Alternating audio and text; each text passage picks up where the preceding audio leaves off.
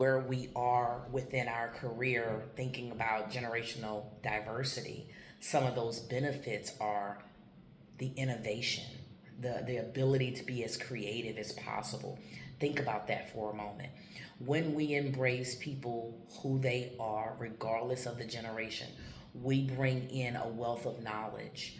I go back to when I spoke about history. We learn from history. So, what is the reason? What's the rationale behind it? What experience that this generation actually had, right? That they saw. What was the reason that they moved the way that they did? And maybe it's something that I don't understand.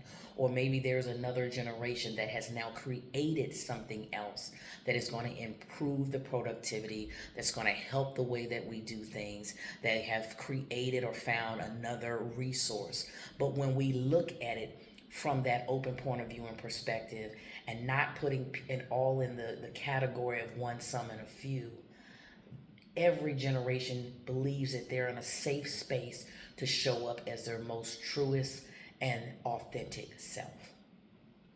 And that is really a true benefit when we embrace, right, those generational differences. The other thing is to be able to look at how far you can go with mentorship.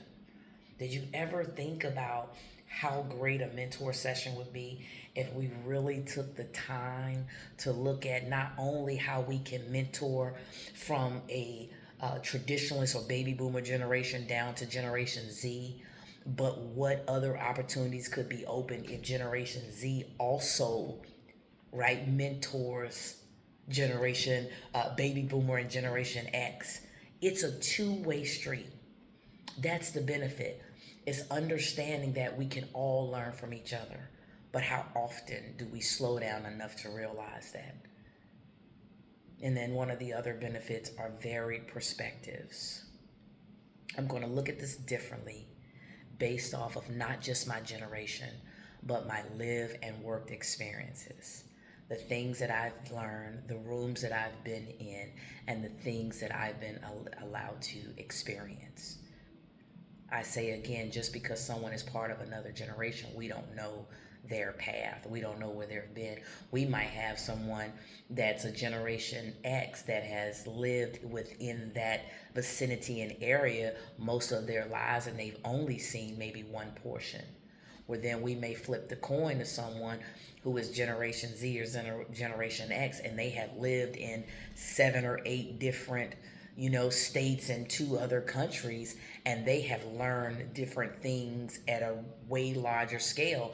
But we are assuming that they are giving us a slimmer perspective just based off a generation when that's furthest from the truth. So just think about those 3 benefits. Now, on the flip side of that, let's consider the challenges. That's the communication gap. When we allow a bias and or an assumption or stereotype creep in, what we do is we create communication gaps. We're creating a space where people don't want to communicate, where they may shut down. And as a manager, leader, and supervisor, you want to create a safe space where effective dialogue can take place.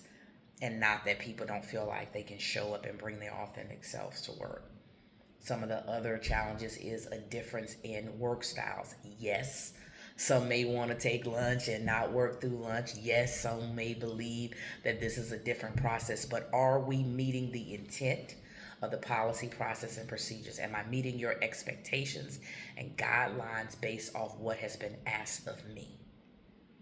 And is what I'm doing impacting the organization and the department and or external agencies as well as stakeholders? So though my work style may be different, let's consider the impact when you look at that. What's happening? And that's why I brought in those expectations, because that's the other challenge. Is, are we managing expectations? Meaning, are we managing what is expected of them in the workplace, or are we managing it based off of our personal expectations of how we would do things, of how we would react to it, about how we would do it? Well, my preference is to go straight from A to Z. Well, I would like to start at F and then go from F to M and then go back up to A. Is the job being accomplished? Have we met expectations? And yes, it's more than one way to do it. So when you think about that impact of those different generations in the workplace, really take a time to think about the benefits and the challenges, and also consider what things are going to be a challenge for you. What things have you all seen currently in the workspace amongst generations that you believe is a benefit? What things?